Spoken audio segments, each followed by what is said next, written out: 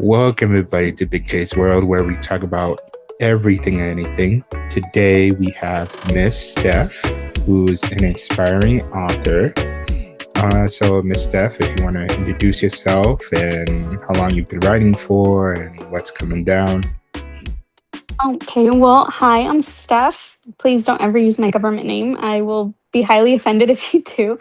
But I have been writing basically my whole life. Started taking it more as a hobby in middle school and in high school, but never really got around to finishing any actual books until late last year. I finished my very first one, got my very first proof copy, and right now I'm currently in the editing process so that I can hopefully have my book published sometime this summer. All right. So, speaking about writing, what got you into writing? What was the passion for it?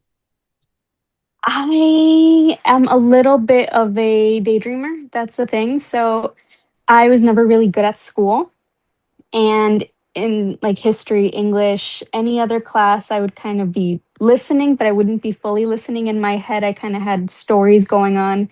If the teacher would say, "Oh, we're talking about World War II or whatnot," I wasn't listening to half of it because in my head I was just going on like my own little movie in my head. And then after class was over, or sometimes even during class, I would start jotting down like ideas. So eventually I would have like an entire notebook or a bunch of random pieces of paper, a tissue, and napkin or gum wrapper, just with random little details that I would start accumulating into a bunch of different notebooks.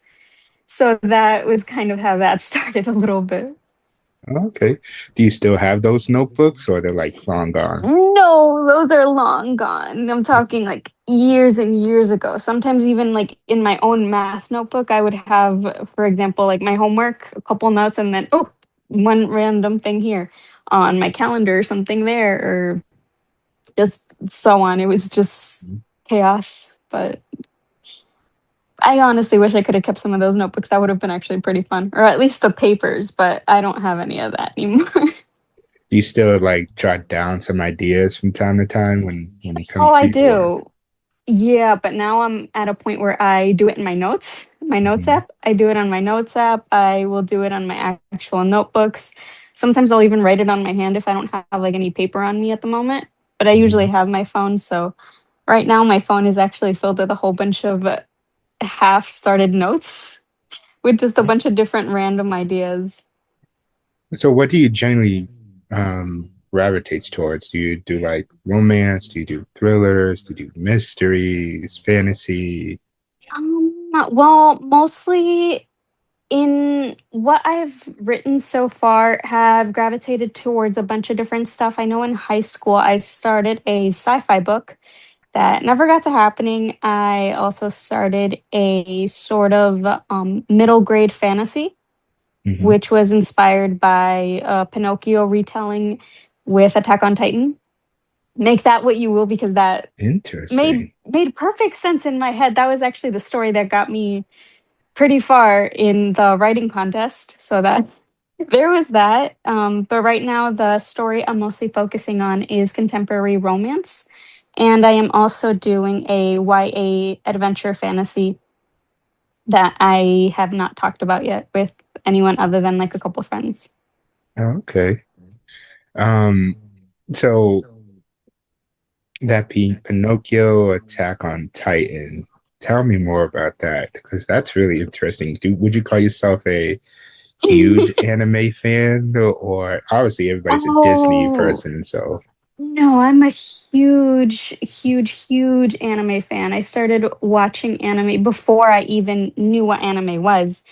mhm. I remember we didn't really have cable like back when I was a kid, but we had that basic cable that came with like certain channels. And I remember at, I think it was like channel 9 or something like that, at like 10 o'clock is when a bunch of anime would start. I remember some of the first anime I watched was like Full Metal Alchemist. I saw Inuyasha. I saw Bleach. I saw Digimon, which I didn't know it was like an anime at the time. Hmm. But I watched like Yu-Gi-Oh and a bunch of other shows like that without Hmm. really knowing what it was. I think that was on Cartoon Network. They had like an I anime don't block. I think it did, but we didn't have like a bunch of like I know I didn't have Nickelodeon. I Hmm. know I didn't have Disney, but I had Disney XD, Yeah, if that made sense. It was like that yeah. weird direct TV cable that we Hmm. used to have. Hmm. So that's what I would do. And at the time we could record or set certain shows to record. So since Hmm. I couldn't stay up too late, if I didn't stay up late, I would just have the shows automatically recording so I could watch them the next day when I got home from school.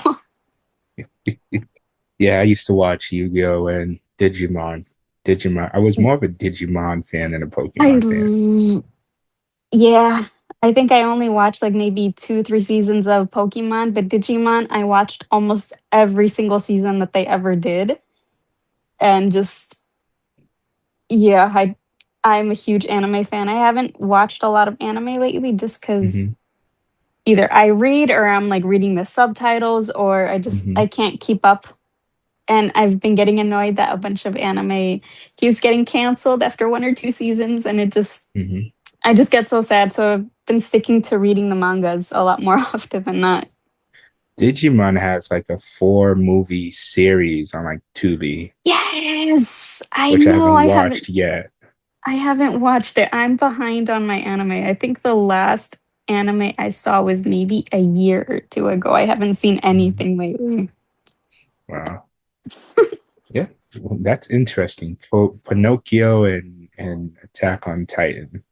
Yeah, that Uh, was my high school was doing a sort of writing contest that hmm. basically anybody could join. So I remember I had a friend who also liked anime, and we were both watching the Attack on Titan show as it was coming out. I think it was up to season 3, Hmm. but we were also reading the manga because they had like almost all the comic book or all the volumes that had come out already.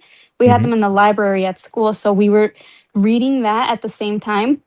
And I remember we were like brainstorming ideas, and I don't know if it was me or her, but we said, "Do you want to join the writing contest?"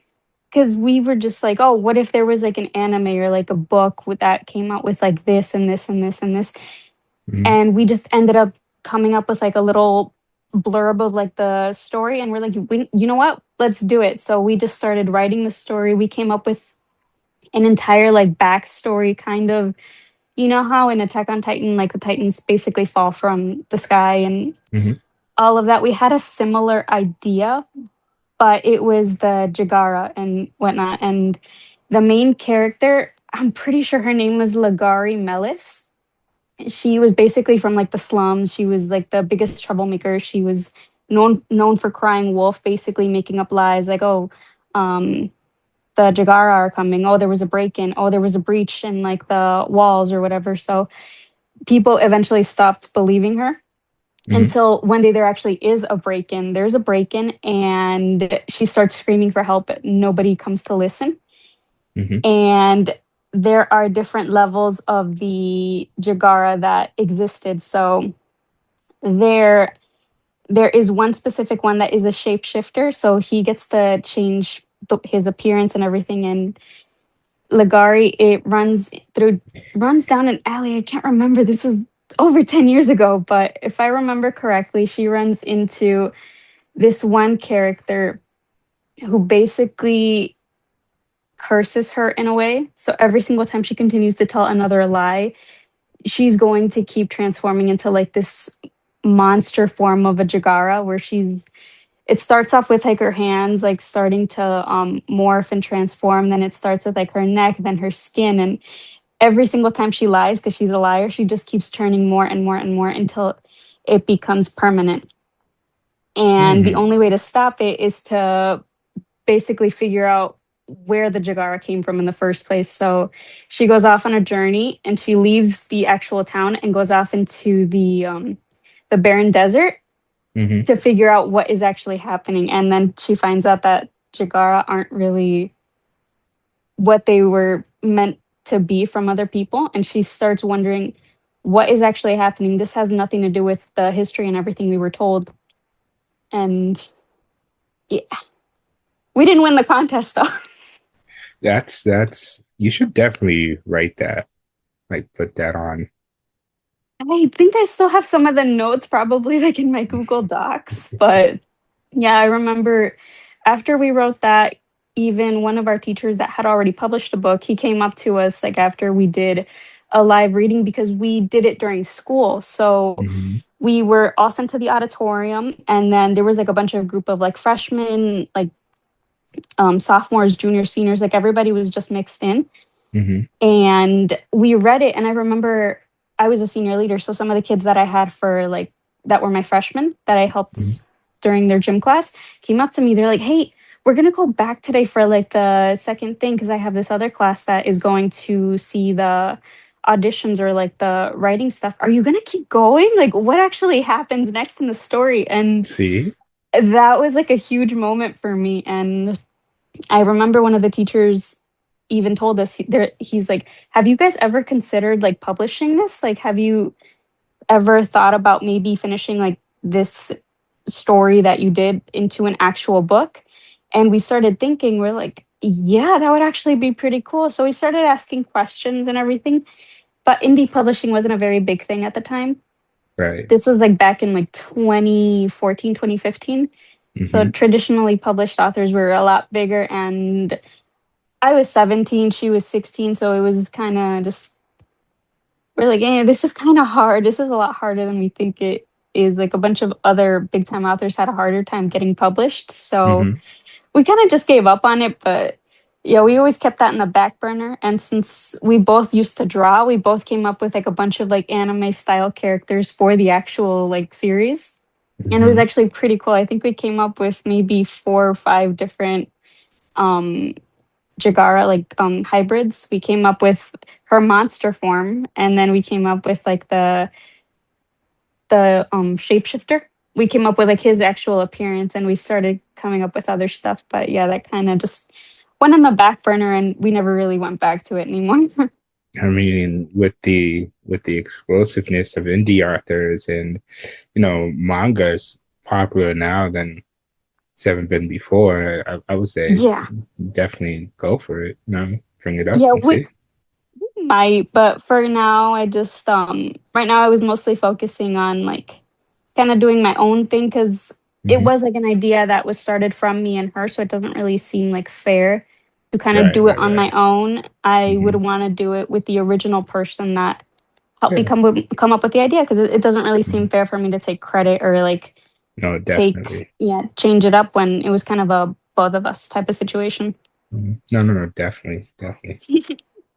So, being an up and coming indie author and having this book coming out pretty soon, um, can you tell us a little bit of the premise of the book without actually getting into it? Because I know it's still in the Yeah. editing process and then gonna get it published. So what's this book that you're gonna put out? What's about? Well, this is mostly a sort of coming of age story with second chance and like basically rediscovering yourself, learning how to communicate, how to grow. Basically, it's a book of self healing Hmm. regarding two best friends. So, childhood best friends, Edwin Martinez and Selena Santiago, have known each other all their lives. And as children, they made a promise that he would always be her first. So, he was her first kiss, her first love, her first everything until they have a heartbreaking falling out that has them going no contact and each Hmm. going their separate ways. And the story picks up 5 years later. And Selena is a very successful indie author publishing under a pen name. And she's living in Chicago, getting ready to start her final year of college at Rosemont University of Chicago while trying to find a new apartment. And the day she goes in for a meeting, because she's offered a chance to be represented by a publishing agent and is offered a book deal. She's told, "Well, if you want to join us, we have an opportunity. Do you want to join a ghost editing retreat?"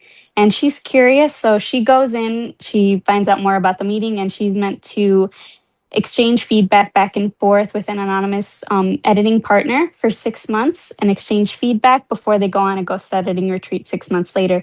And the day she goes in for her meeting, she runs into Heartbreak himself, and it just spiraled into a series of events that have her questioning like her previous feelings, questioning who she is as a person, who she believes she changed into after 5 years apart, while dealing with the emotions and heartbreak that were still present from her teenage self up into her 22-year-old self. Wow, there's a lot to Yeah, unpack in that book. I know. So what inspired you to write this book about Edwin and Selena? Well, I think what started it was I think I was watching Riverdale, and in the very first episode of Riverdale, we find out that, oh, Betty and Archie were basically friends like all their lives and whatnot. And I Hmm. remember I started Bridgerton also, same thing with Colin and Penelope. And in my head, I got to thinking, I'm like, well, we always hear about like childhood best friends from like a bunch of different people, but why don't we have that like in the Latino community? I don't Hmm. have like any guy friends that I've known since like childhood that like we have that type of connection. And I'm like, I want that. I'm like, what would it be like if you had like a best friend that you like did everything with, you had that connection with? Hmm. But what if you guys had a huge falling out? Because every best friend story is, oh, one has unrequited feelings. Oh, they're already older and nothing happens. Like, no, what if it started from like a young age and just never happened for one reason or another? And when it finally happened, did it get better? Did it get worse? What actually happens? And that's what I wanted. So that was the story behind them and why they happened. Hmm. Okay. So who caught feelings first? That's kind of a tough question because they've known each other all their lives. So they both did, Hmm. but Edwin was the first one to actually realize what those feelings were. Whereas Selena kind of just she knew he was her person. She just Hmm. didn't know why, and he knew from the get-go. It's always the guy. It's always the guy. It's always the guy. But that's the thing. Yeah. Um, so without going into too much detail, this falling out, is it a really bad falling out, or is it one of those like normal falling outs that go their separate ways and then they, It is a pretty bad falling out yeah. because their problem is that despite them being best friends, Hmm. at the time of their falling out, they're also discovering who they are as people. Hmm. And pretty sure everybody knows this. Teenagers are not the best at communicating. They're Right. not the best at expressing how they feel. They can't express their wants, their needs, or anything without either having a mental breakdown or Hmm. freaking out or just having an overload of emotions. So Hmm. that lack of communication and trust is what eventually leads to their falling out. Wow. Like reliving my teenage years. Yeah, because that's It's, that's basically them. I'm like, they cannot communicate for the life of them, which is the main topic of the book. oh, wow. So if I had the book in front of me, reading the book, how much emotion is going to pull out from me from reading this situation and what they're going through? Quite a bit actually, because there is both a reason for both of their miscommunication. She can't communicate because she does have a history of being silenced. And Hmm. I won't go into detail, but if you've ever Right. seen or witnessed a person getting bullied, Mm-hmm. that bullying results in them not having a voice and not being Hmm. able to voice out how they feel and what they want. They can't do that. It's just a mental thing that just prevents them from speaking up. And for Edwin, it's a little bit different. And that one I cannot share because that one will Right. be Right. Right. will be Right. a major spoiler. Yeah. So his trauma is kind of the reason why he can't communicate, and it takes him basically the whole book to be able to overcome that. Hmm. I feel like what you've told me so far is that this book could resonate with people who have a tough time of expressing how they feel, Yeah. the type of situations that both of these characters have been through. Yes. Wow, that's amazing. Yeah. Um, so like you said before, there haven't been so many Latino characters in books, Yeah. which is like actually a breath of fresh air. I read a lot of thriller books, but none of them are like Latino. Mhm. So actually having a Latino indie author writing about these two people who are based out of I'm just assuming New York or wherever they're based out of, and just being Chicago. both Chicago, which also has a big Latino community, right? Mhm. So it it would I believe it will resonate to one the Latino community and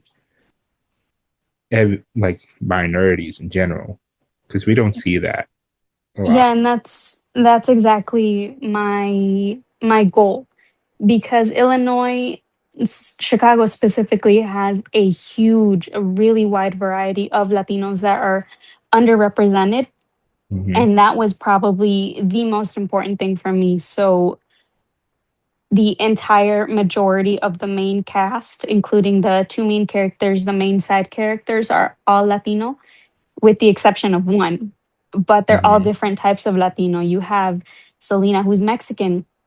Edwin is mixed race, and he is a white passing Latino who does get judged, saying they call him gringo as like an inside joke, even his own Hmm. friends, because he's a Hmm. white passing Latino, a white looking boy with blue eyes who gets discriminated against. People think he doesn't speak Spanish, and then their jaw kind of drops when he whips out the Spanish fluently. He's fully immersed in like his culture. I have a Colombian character, a Dominican character, characters who are Guatemalan, a bunch of other ethnicities, Hmm. and even the characters who are Mexican, because the majority are Mexican, mostly from my own experience Hmm. where growing up, I grew up in mainly big Mexican communities. So Hmm. let's say four or five of my friends were Mexican. One was Puerto Rican, one was mixed race, and so on. So that was kind of based on me Hmm. and how I grew up. But all of the characters were really important to me. So there is code switching. There is like I don't know if this is you, for example, but I have friends who, for example, say like por la Virgen de Guadalupe or like ay Dios mío, like mentioning stuff like that is really Hmm. common. I don't know if you're aware of the whole Vaporu Yeah, situation. I That tell is you. mentioned that, that is mentioned in the book. The flipping a tortilla over the comal like without like burning your fingers or anything. Hmm. Mexican food, like Mexican music, like Latino artists and stuff, Latino songs, Latino dances, a bunch of different stuff is in the book that is all woven in with the found family. Even the inside joke that people might not like that there's multiple nicknames per character.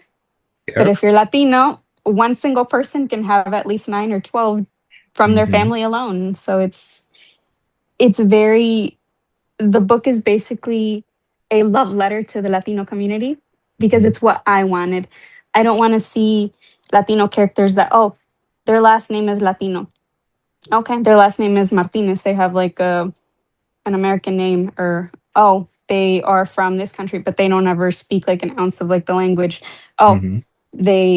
they're Latino, they're Hispanic, but it's never mentioned. It's not like a big part of who they are as characters, and I wanted that. I wanted representation, so I have like an entire glossary in the book Hmm. just with Spanish phrases because of the slang terms. Like just code switching is just very common in the book where they're speaking full English like conversations with Hmm. like two, three, four, five, even an entire Spanish sentence just thrown in there because that's how code switching is.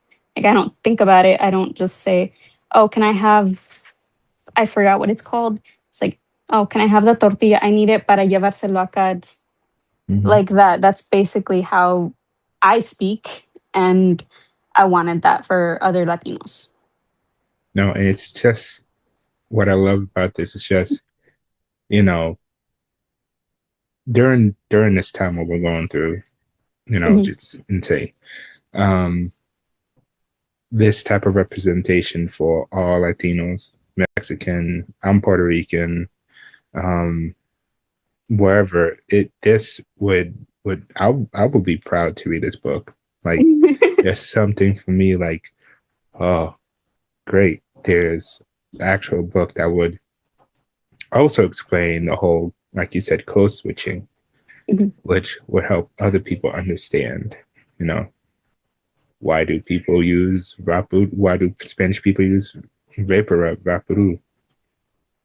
It's God's gift to humanity. It is, honestly, and there's an inside joke where it's I'm not gonna spoil it because I'm not gonna say the No, no, no, context, no, but no.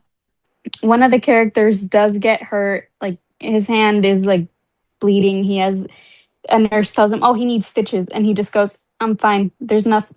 It's nothing a vapor rub and like a band-aid can't fix." Exactly. And the main character is like, "Are you kidding? Like you just like shared a trade secret between the Latino communities, and you're just sharing it like willingly. Like in our head, that's what she's thinking." And I'm like, Mhm, people won't understand unless you actually have it. So mhm. just small inside jokes like that that people wouldn't understand, but that is the point because it's not for everyone to understand. It Right. is for a specific community, but Mhm, it's welcome to other people so that they learn about it. mhm. No, definitely. So, with this book, do you think there's a continuation with this book? Or, yeah, Yes. So okay. it is an entire interconnected standalone series. So the majority of the side characters all get their Mhm, own stories.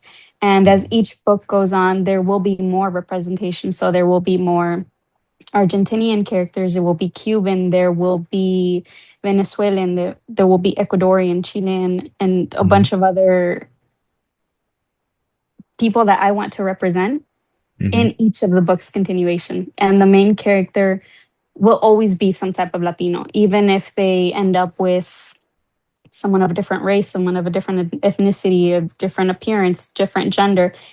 It doesn't matter as much because right. I'm okay with that as long as the main character is Latino in some way, even if it's just half. All right. Um, oh, so out of all the characters that's with this book coming out, which character was the hardest to figure out, like why when you started writing this book? It's actually not even the two main characters. It's not Edwin and Selena in this book. It's a side character named Lupe because she is a side character, but she is the main character in another book that Mm-hmm. I have that is coming out. And Mm-hmm. her hers is a very difficult story because I have a bunch of different themes within each of the books. There Mm-hmm. will be talks about DV, there will be talks about eating disorders, there will be talks about depression, abandonment, and undocumentation for some of those characters, sometimes even addiction. So each of the books will carry a different theme. And hers isn't technically a very, very heavy one, Mm-hmm. but because she is a very closed off person, Mm-hmm. so her personality is there's a reason between everything she says in the first book that will have people thinking, oh, I don't like her. She was a pretty big a hole. Like, why was she so mean? And when you get to her book, you will understand why Mm-hmm. and the reason behind the things that she does. So there's like some sort of past, well, not, let me rephrase that question. With the characters in the book, does every character have some sort of past trauma or just a selective group? The majority do have some, but there are characters that don't have any because you can't have an entire friend group where every single person has something bad. Some people really haven't had it that bad. Some people don't really know the difficulties that others face. So some Mm-hmm. characters are perfectly fine.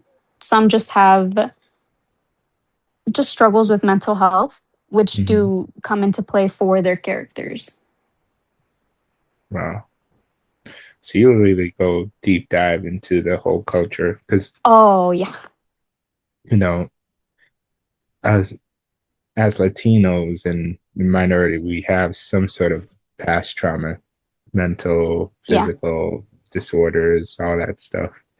And sometimes it's not even doesn't even come from outside the family, it comes with from within as well.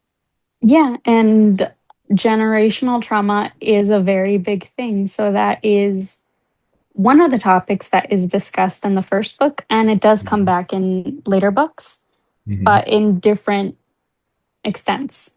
Some characters go through different situations, some go through similar ones, but Hmm. they all handle it differently, which is the point, to show how even if a person faces the same issues, it all depends on their mental health and how they choose to handle and deal with the situation.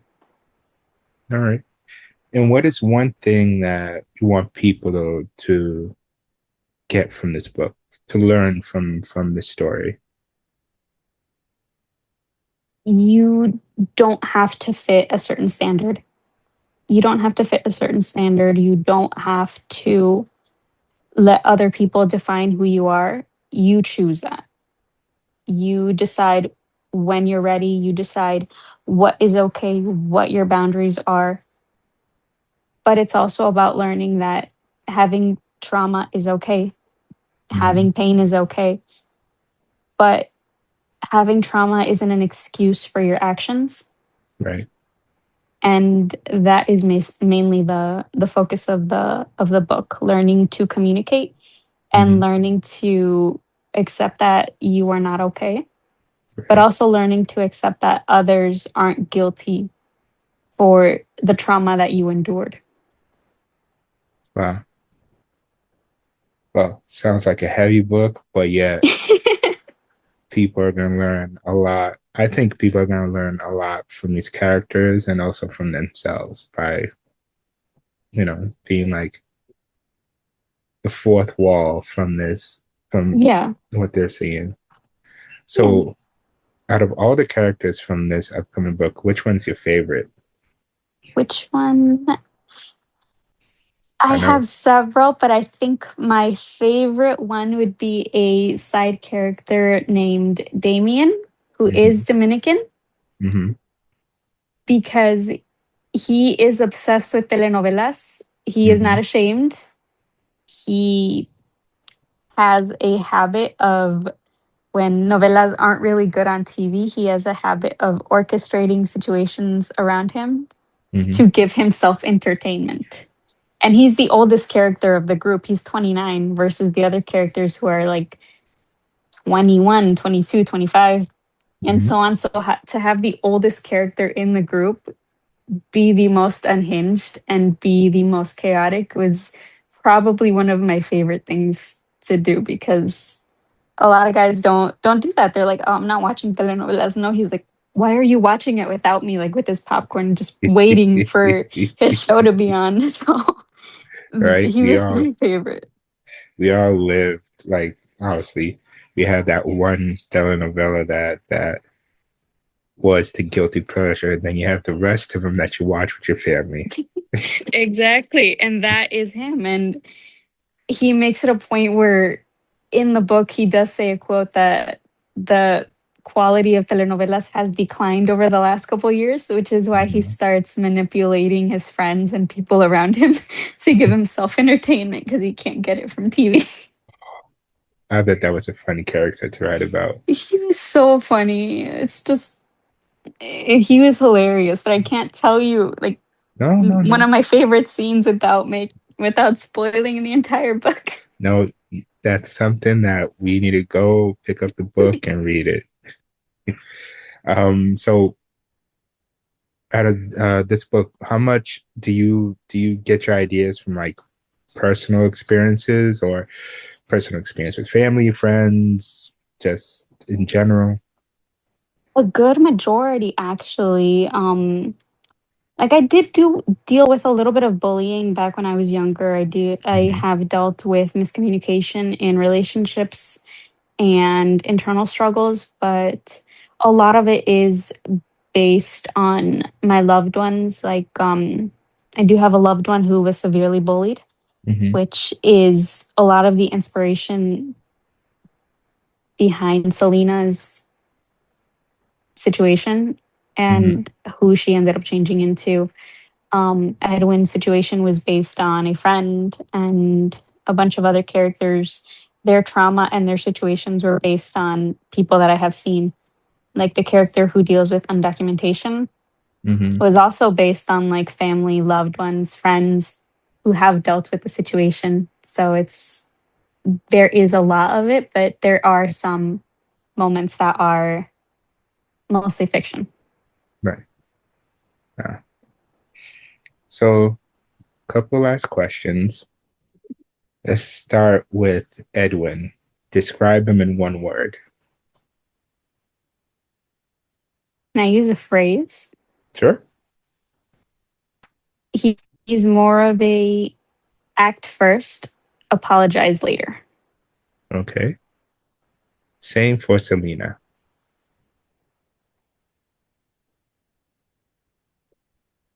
I'm going to use a quote from Gilmore Girls. I need coffee and an IV. I That is her in one sentence. need a coffee and an IV. All right. Coffee and an IV. That is her in one sentence. Wow. And would you say this book is a slow burn or an emotional roller coaster? A little bit of both, but it is a slow burn emotionally wise. So emotionally wise, Hmm. it is a roller coaster because the characters will piss you off.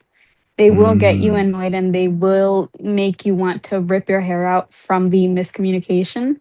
hmm. But that is the point of the book. The miscommunication isn't just there for filler. That is the plot of the book, learning to communicate. And that lack of communication will have you, Yeah. it'll just make you very, very annoyed. Yeah. Communication is key. And oh, yeah. And they need to learn that. And they're only going to learn that if they have several instances of miscommunication where things could have easily been fixed if only they Mhm. talked. Right. But Well, Miss Steph, I would like to thank you for joining me today.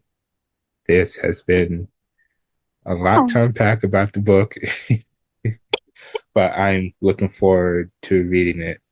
So, for people who's watching, if you want to put out your handles to whichever social media site you use so they can follow you.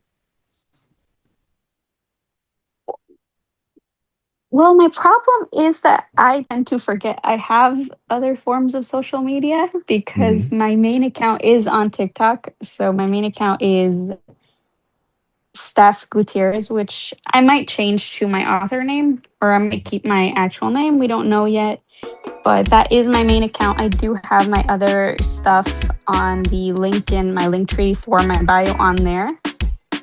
But honestly, for the most part, I won't even remember I have like Lemonade, um, what used to be Twitter. I don't remember I have Substack or Instagram or Snapchat for Hmm. anything because I don't use it. And I only use Facebook for Marketplace. So basically, if anybody wants to find me, you can find me over on TikTok. TikTok, all right. And Yep. when are we looking? Well, do you have a date, a release date for this book, or not yet? Um, I don't have an official date, but Hmm. based on the editor, I can say this summer, maybe June or July. I'm All right. hoping we will see. It all depends on how fast we can finish up the book and have it ready. All right. Well, we'll be keeping an eye out for it. Can't wait to read it. No problem. I hope you Again, like it. And thank you so much for having me. You are very sweet, very amazing. So thank you for putting up with my yapping. Hey, we love to yap here. We love to yap.